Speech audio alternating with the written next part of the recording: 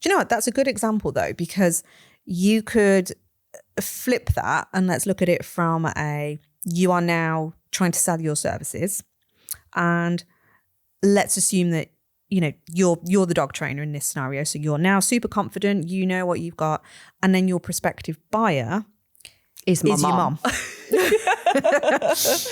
And now mom's going, I don't know.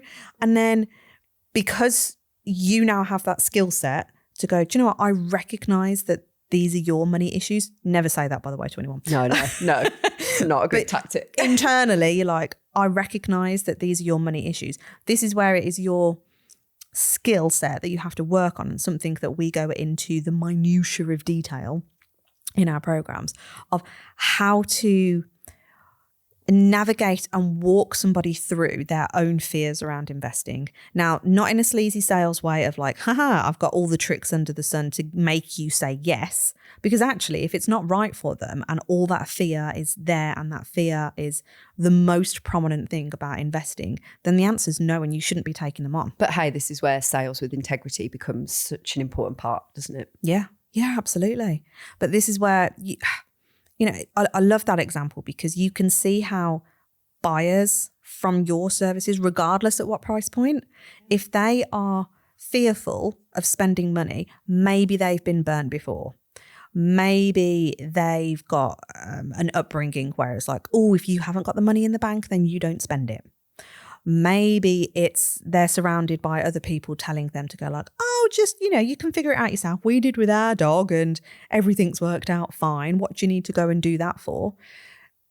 I don't think we are ever as present and mindful enough, because we live in a busy world, to think about somebody else and what their experiences are and what their thoughts and what their fears and what their hopes and dreams are for working with you. I think we downplay unintentionally the service that we're offering.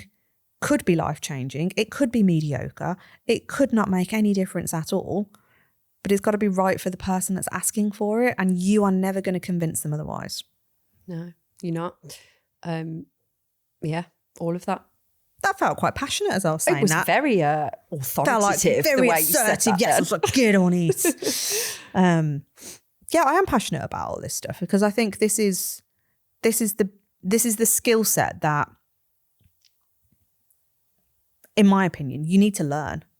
Basically, you could be holding back changing someone's life because of your own issues around money. Yeah. Effectively is what we're saying. Yep. That's how big it's almost like flipping it into, okay, so if you're the best kept secret in the world, how is that helping people?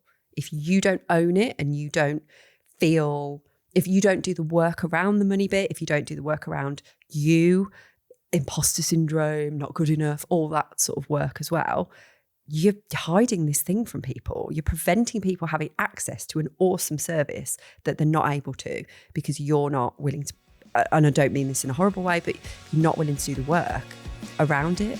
It will never change. So you're doing people a disservice, potentially.